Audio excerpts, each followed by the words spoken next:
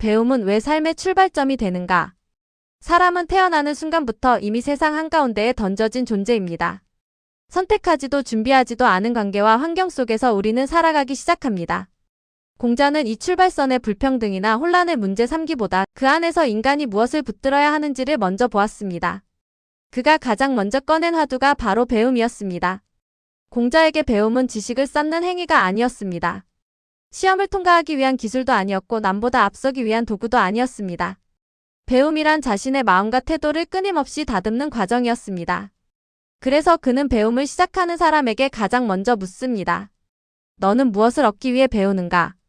이 질문은 지금도 여전히 유효합니다. 사람은 종종 배움을 결과로 판단합니다. 얼마나 알고 있는지, 얼마나 말할 수 있는지, 얼마나 인정받는지를 기준으로 삼습니다. 그러나 공자의 시선은 전혀 다른 곳에 머물러 있습니다. 그는 배움의 진짜 기준을 변화해서 찾았습니다. 배운 뒤에 사람이 달라졌는가, 태도가 부드러워졌는가, 타인을 대하는 눈빛이 달라졌는가. 만약 그렇지 않다면 아무리 많은 말을 외워도 그것은 배움이 아니라 기억에 불과하다고 보았습니다. 공자는 인간이 쉽게 착각하는 지점을 정확히 짚어냅니다. 사람은 자신이 아는 것이 늘어날수록 현명해졌다고 느끼지만 실제로는 그만큼 오만해질 가능성도 커집니다. 그래서 그는 배움의 첫 단계로 겸손을 강조합니다. 모른다는 사실을 인정하는 사람만이 진짜 배움을 시작할 수 있기 때문입니다. 이미 다 안다고 믿는 순간 배움은 멈춥니다. 또 하나 중요한 점은 배움과 삶의 거리입니다. 공자는 배움이 삶과 분리되는 순간 그것은 죽은 지식이 된다고 말합니다. 말은 그럴듯하지만 행동으로 이어지지 않는다면 그 배움은 오히려 사람을 혼란스럽게 만듭니다. 그래서 그는 늘 배운 것을 일상에서 시험하라고 말합니다. 관계 속에서 말 한마디에서 선택의 순간에서 배움은 검증됩니다. 공자의 제자들 대부분은 특별한 신분을 가진 사람들이 아니었습니다. 그들 중에는 가난한 사람도 있었고 실패를 반복한 사람도 있었습니다. 공자는 그들에게 묻지 않았습니다. 너는 무엇을 가졌느냐? 대신 이렇게 물었습니다. 너는 배우려는 마음이 있는가? 이 질문 하나로 그는 사람을 판단했습니다. 배움의 문은 신분이나 나이가 아니라 태도로 열렸습니다. 배움이 기쁨이 될 수 있다는 생각 역시 공자의 중요한 통찰입니다. 사람들은 배움을 고통이나 의무로 여기기 쉽습니다. 하지만 공자는 배움이 즐거움이 될 수 있다고 말합니다. 이 즐거움은 성취에서 오는 쾌감이 아니라 조금씩 나아지고 있다는 감각에서 옵니다. 어제보다 오늘 조금 더 나은 판단을 하고 조금 더 절제된 말을 하고 조금 더 깊이 타인을 이해하게 되는 것. 이 과정 자체가 기쁨이라는 것입니다. 공자는 또한 배움이 외로움을 견디게 해준다고 보았습니다. 세상이 자신의 노력을 알아주지 않아도 결과가 당장 보이지 않아도 배움은 사람을 무너지지 않게 붙들어줍니다. 왜냐하면 배움의 기준은 타인이 아니라 스스로의 변화이기 때문입니다. 인정받지 못해도 흔들리지 않는 사람은 이미 배움을 통해 단단해진 사람입니다. 이처럼 공자에게 배움은 인생의 장식이 아니라 뿌리였습니다. 모든 판단과 관계, 말과 행동은 이 뿌리에서 자라납니다. 그래서 그는 어떤 덕목보다도 먼저 배움을 말했고 평생 그 태도를 버리지 않았습니다. 배움은 끝나는 일이 아니라 살아있는 한 계속되는 일이라고 그는 믿었습니다. 인 사람을 사람답게 만드는 기준. 사람은 누구나 선해지고 싶어 합니다. 그러나 무엇이 선함인지 어디까지가 옳은 행동인지에 대해서는 쉽게 확신하지 못합니다.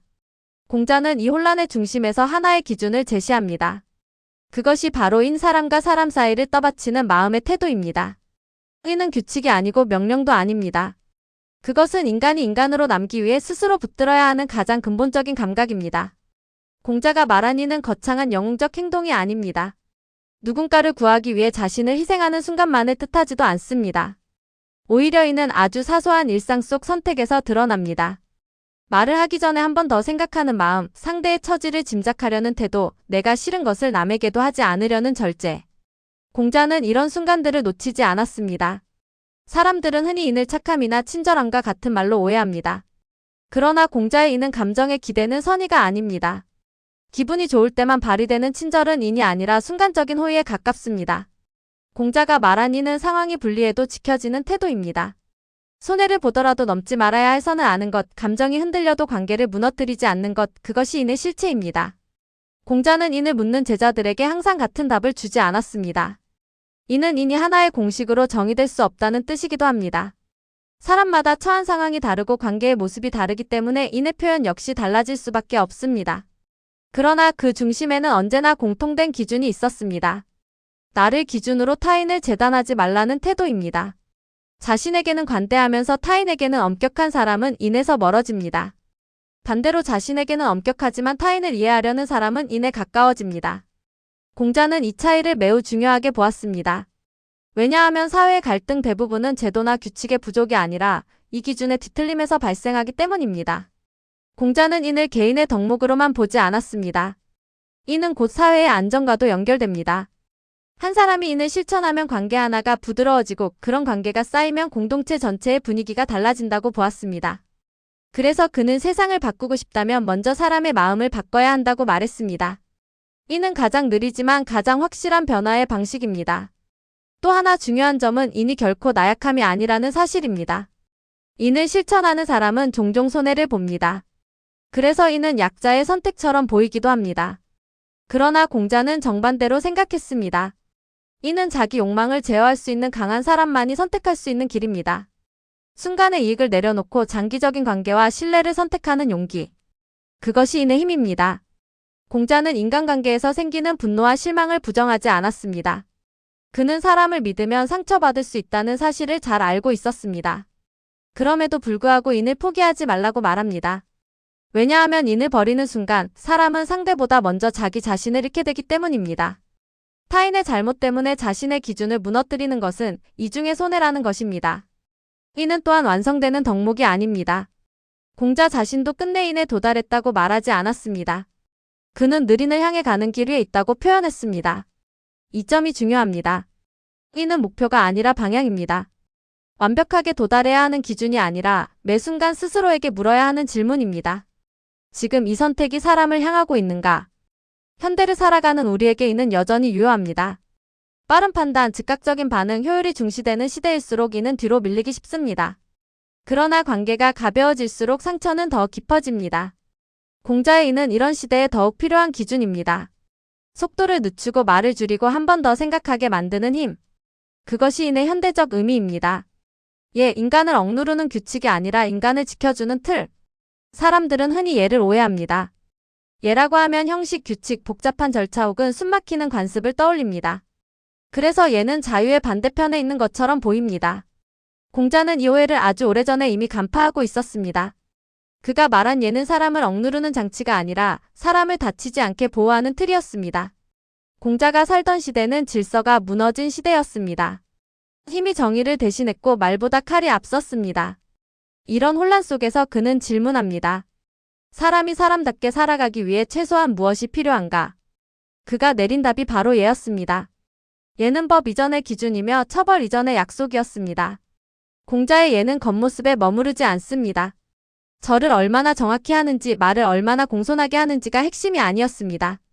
예의 본질은 상대를 하나의 인격으로 대하는 마음을 행동으로 드러내는 것입니다. 마음만 있고 행동이 없다면 그것은 상대에게 전달되지 않습니다. 예는 마음을 세상 밖으로 꺼내는 방식입니다. 사람은 관계 속에서 쉽게 선을 넘습니다. 말이 앞서고 감정이 앞서고 판단이 앞섭니다. 예는 이 순간에 브레이크 역할을 합니다. 지금 이 말이 상대를 무너뜨리지는 않는지, 이 행동이 관계를 망치지는 않는지 한 박자 늦추게 만드는 힘. 공자는 이 지연의 힘을 매우 중요하게 보았습니다. 예는 속도를 늦추는 지혜입니다. 또한 예는 인간관계에 불필요한 오해를 줄여줍니다. 사람마다 기준이 다르고 감정의 표현 방식도 다릅니다. 예가 없는 관계에서는 작은 말 한마디가 큰 상처로 번집니다. 그러나 일정한 예의 틀이 공유되면 사람들은 서로를 덜 의심하게 됩니다. 예는 관계의 안전장치입니다. 공자는 예를 통해 인간이 자유로워질 수 있다고 말합니다. 이 말은 직관에 반하는 듯 보입니다. 규칙이 어떻게 자유를 준다는 것일까? 그러나 공자의 논리는 명확합니다. 예가 없는 사회에서는 힘센 사람이 기준이 됩니다. 약자는 늘 눈치를 보며 살아야 합니다. 반대로 예가 있는 사회에서는 최소한의 기준이 공유되기 때문에 사람은 예측 가능한 관계 속에서 움직일 수 있습니다. 이 예측 가능성이 곧 자유의 조건입니다. 예는 또한 권력을 견제하는 역할을 합니다. 공자는 윗사람일수록 예를 더 엄격하게 지켜야 한다고 보았습니다. 지위가 높을수록 말과 행동의 파급력이 크기 때문입니다. 예는 아랫사람을 통제하기 위한 수단이 아니라 윗사람이 스스로를 제한하기 위한 기준입니다. 이 점에서 공자의 예는 매우 급진적인 사상입니다. 사람들은 종종 예를 지키는 사람을 답답하다고 말합니다. 세상 물정을 모른다거나 융통성이 없다고 평가합니다. 그러나 공자는 얘야말로 가장 현실적인 선택이라고 보았습니다. 감정대로 행동하는 것은 순간적으로 시원할 수 있지만 그 대가는 관계의 붕괴로 돌아옵니다. 얘는 당장의 만족을 포기하고 장기적인 신뢰를 선택하는 태도입니다. 공자는 얘와 인을 분리해서 생각하지 않았습니다. 인이 마음의 방향이라면 얘는 그 방향이 실제 삶에서 구현되는 방식입니다. 인만 있고 얘가 없으면 마음은 선해도 행동은 어설퍼집니다. 반대로 얘만 있고 인이 없으면 형식만 남은 껍데기가 됩니다. 두 가지는 반드시 함께 가야 합니다. 현대 사회에서도 얘는 여전히 필요합니다. 오히려 기술이 발달하고 소통이 빨라질수록 얘의 중요성은 더 커집니다. 문자 하나 댓글 하나가 사람을 무너뜨리는 시대입니다. 공자의 얘는 우리에게 묻습니다. 지금 이 표현은 상대를 사람으로 대하고 있는가? 이 질문을 잃지 않는 한 관계는 쉽게 무너지지 않습니다. 군자와 소인 같은 세상을 전혀 다르게 살아가는 두 태도. 공자는 사람을 신분이나 재산으로 구분하지 않았습니다. 대신 그는 사람의 태도를 기준으로 나누었습니다. 그 기준이 바로 군자와 소인입니다. 이 구분은 우열의 문제가 아니라 방향의 문제였습니다. 어느 쪽을 향해 살아가고 있는가, 무엇을 기준으로 선택하는가에 대한 질문입니다. 군자는 완벽한 사람이 아닙니다. 공자 자신도 스스로를 군자라 부르지 않았습니다. 군자는 끊임없이 자신을 돌아보고 다듬으려는 사람입니다. 반대로 소인은 태생적으로 나쁜 사람이 아니라 눈앞의 이익과 감정에 휘둘리며 살아가는 사람을 가리킵니다. 누구나 하루에도 여러 번 군자와 소인의 경계에 서게 됩니다. 군자의 가장 큰 특징은 기준이 자신 안에 있다는 점입니다. 그는 상황이 바뀌어도 쉽게 흔들리지 않습니다. 왜냐하면 판단의 잣대가 외부의 평가나 이익이 아니라 스스로 세운 원칙이기 때문입니다. 반면 소인은 기준이 늘 밖에 있습니다. 이익 있는 쪽으로 힘 있는 쪽으로 분위기가 유리한 쪽으로 움직입니다. 공자는 군자를 의로움의 밝은 사람이라고 설명합니다. 여기서 의로움은 도덕적 우월감이 아니라 마땅함을 아는 감각입니다. 지금 이 상황에서 무엇이 옳은지, 무엇이 관계를 해치지 않는지, 무엇이 장기적으로 부끄럽지 않은 선택인지에 대한 감각입니다. 군자는 이 감각을 잃지 않으려 했습니다. 소인은 편리함을 우선합니다. 당장의 손해를 피하고 불편한 말을 하지 않으려 합니다. 갈등을 피하는 것처럼 보이지만 실제로는 문제를 뒤로 미루는 경우가 많습니다. 공자는 이 태도가 결국 더 큰 혼란을 만든다고 보았습니다. 작은 불편을 감수하지 않으면 더 큰 책임이 돌아온다는 사실을 그는 잘 알고 있었습니다. 군자는 자신의 잘못을 남의 탓으로 돌리지 않습니다. 실수가 있으면 그 원인을 먼저 자신에게서 찾습니다.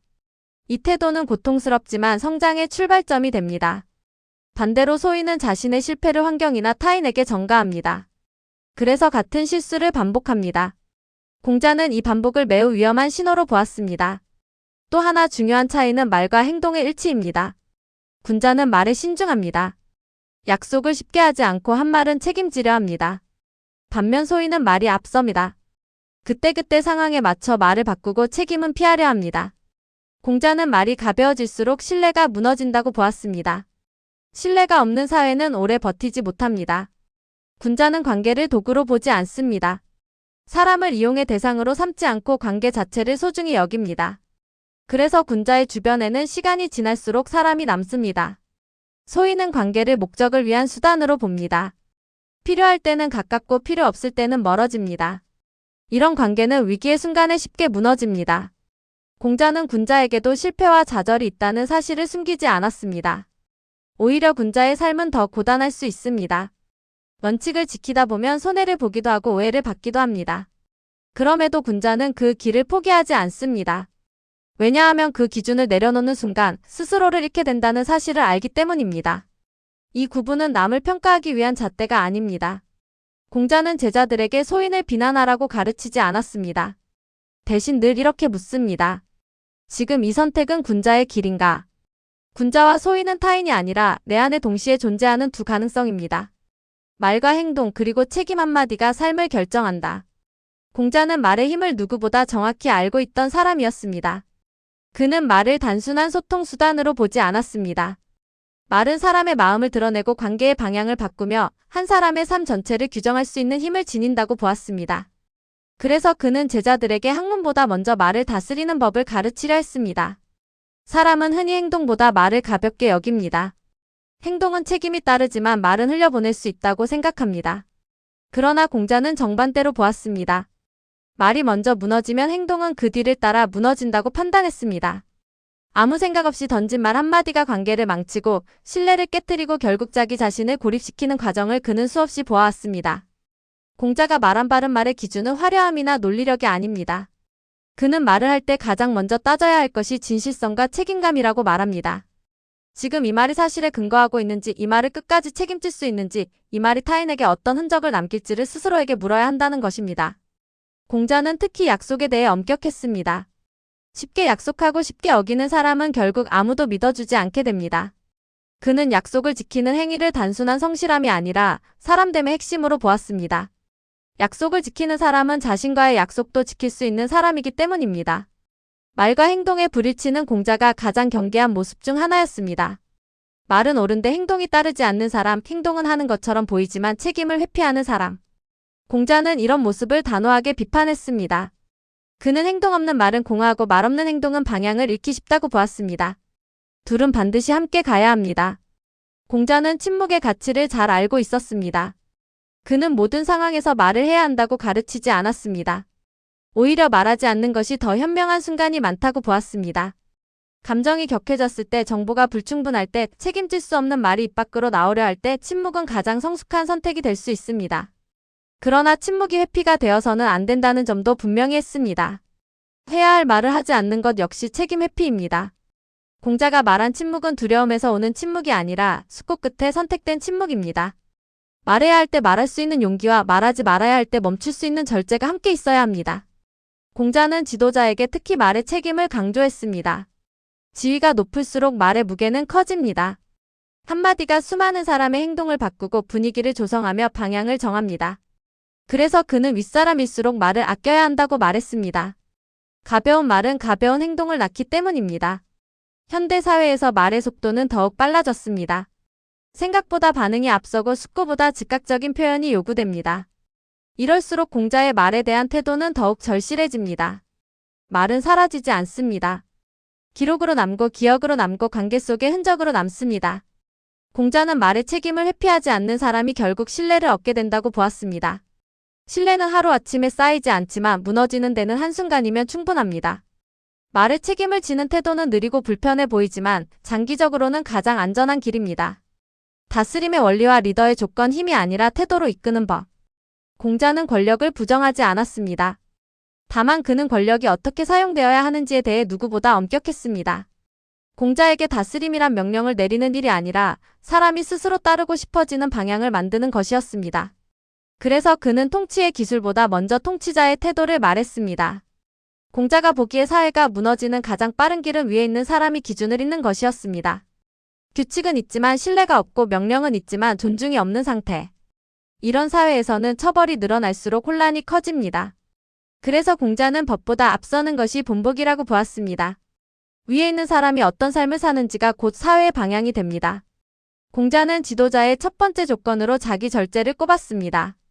자신을 다스리지 못하는 사람이 남을 다스릴 수 없다는 것은 너무나 분명한 사실입니다. 욕망을 제어하지 못하고 분노를 통제하지 못하며 책임을 회피하는 지도자는 결국 조직 전체를 불안하게 만듭니다. 공자는 이 불안을 가장 큰 위험으로 보았습니다. 공자가 말한 리더십은 두려움을 기반으로 하지 않습니다. 사람을 움직이는 가장 쉬운 방법은 공포이지만 가장 오래가지 않는 방법이기도 합니다. 두려움으로 유지되는 질서는 감시가 느슨해지는 순간 무너집니다. 반면 존중에서 비롯된 질서는 감시가 없어도 유지됩니다. 공자는 후자를 선택했습니다. 그는 지도자가 모든 것을 통제하려 들수록 조직은 병든다고 보았습니다. 지나친 간섭은 책임감을 빼앗고 자율성을 무너뜨립니다. 공자가 말한 다스림은 사람이 제 역할을 할 수 있도록 환경을 정돈하는 일에 가깝습니다. 기준은 분명히 하되 실행은 믿고 맡기는 태도입니다. 공자는 지도자의 말과 행동이 일치해야 한다고 강조했습니다. 말로는 정의를 말하면서 행동으로는 사익을 챙기는 사람을 그는 가장 위험한 지도자로 보았습니다. 이런 모순은 구성원들에게 냉소를 낳고 결국 규칙 자체를 무의미하게 만듭니다. 공자는 이를 사회 붕괴의 시작으로 보았습니다. 또한 그는 지도자가 모든 비난을 피할 수 없다는 사실을 인정했습니다. 다스리는 자리는 늘 오해와 불만의 대상이 됩니다. 그러나 공자는 이때 중요한 것이 변명이나 방어가 아니라 기준을 지키는 지속성이라고 말합니다. 시간이 지나면 사람들은 말이 아니라 행동을 보게 됩니다. 공자는 지도자의 역할을 조율자로 보았습니다. 갈등을 억누르는 사람이 아니라 갈등이 폭발하지 않도록 미리 살피는 사람. 문제를 덮는 사람이 아니라 문제를 드러내되 상처를 최소화하는 사람. 이 섬세함이 바로 공자가 말한 통치의 핵심입니다. 흥미로운 점은 공자가 이상적인 지도자를 거의 초인처럼 묘사하지 않았다는 사실입니다. 그는 지도자 역시 실수할 수 있다고 보았습니다. 중요한 것은 실수 이후의 태도였습니다. 책임을 인정하고 기준을 다시 세우고 같은 실수를 반복하지 않는 것. 이 과정을 보여줄 수 있는 지도자는 오히려 더 큰 신뢰를 얻게 됩니다. 현대 사회에서도 공자의 리더십은 여전히 유효합니다. 조직이 커질수록 규칙은 늘어나지만 신뢰는 줄어듭니다.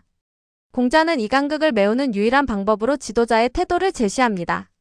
위에 있는 사람이 사람답게 행동할 때 아래의 사람들도 그 기준을 따라 움직입니다. 흔들리는 세상에서 자신을 지키는 법 기준을 잃지 않는다는 것. 사람은 세상이 흔들릴 때 가장 먼저 자신을 잃습니다. 환경이 바뀌고 관계가 변하고 기준이 빠르게 달라질수록 사람은 외부의 평가에 더 민감해집니다. 공자는 이런 상태를 가장 위험한 순간으로 보았습니다. 그는 세상이 흔들릴수록 붙들어야 할 것은 바깥이 아니라 내면의 기준이라고 말합니다. 공자가 살던 시대 역시 안정과는 거리가 멀었습니다. 전쟁과 권력 다툼, 배신과 변심이 반복되는 세상이었습니다. 이런 환경에서 그는 묻습니다. 사람은 무엇으로 버틸 수 있는가? 그의 대답은 의외로 단순합니다. 자신이 옳다고 믿는 기준을 잃지 않는 것, 그것이 인간을 지탱하는 힘이라는 것입니다. 공자는 성공을 인생의 목표로 삼지 않았습니다. 출세하지 못한 삶을 실패로 보지도 않았습니다. 오히려 그는 기준을 잃고 얻은 성공을 가장 위험한 결과로 여겼습니다. 외형은 화려할 수 있지만 그 안에는 공허와 불안이 남기 때문입니다. 기준 없는 성공은 오래가지 못하고 남는 것도 없습니다. 공자가 강조한 내면의 중심은 고집과 다릅니다. 고집은 타인의 말에 귀를 닫는 태도이지만 공자가 말한 중심은 들으면서도 흔들리지 않는 상태입니다. 비판을 받아들일 줄 알되 모든 평가에 휘둘리지 않는 힘. 이 균형이 무너지면 사람은 극단으로 치우치게 됩니다. 그는 남과 비교하는 태도를 경계했습니다. 비교는 잠시 동기를 줄 수 있지만 오래 지속되면 자존을 갉아먹습니다. 남보다 앞서야 안심하는 사람은 늘 뒤처질 가능성에 시달리게 됩니다. 공자는 비교의 기준을 타인이 아니라 어제의 자신으로 돌려놓으라고 말합니다. 오늘의 선택이 어제보다 나은지 이 질문이면 충분하다고 보았습니다. 공자는 외로움을 피하려 하지 않았습니다. 오히려 외로움을 견디는 힘이 곧 내면의 중심을 단단하게 만든다고 보았습니다. 기준을 지키는 길은 대체로 사람이 적습니다. 그 길을 걷는 동안 오해를 받기도 하고 뒤처진 사람처럼 보이기도 합니다. 그러나 공자는 이 고요한 시간을 성장의 시간으로 보았습니다. 또한 그는 운과 결과에 대한 집착을 내려놓으라고 말합니다. 노력과 결과 사이에는 언제나 간극이 존재합니다. 이 간극을 통제하려 들면 사람은 쉽게 무너집니다. 공자는 결과를 예측하려 애쓰기보다 지금의 태도를 바로 세우는 데 집중하라고 말합니다. 태도는 통제할 수 있지만 결과는 그렇지 않기 때문입니다. 공자는 실패를 두려워하지 말라고 말하지 않았습니다. 대신 실패 앞에서 자신을 잃지 말라고 말했습니다.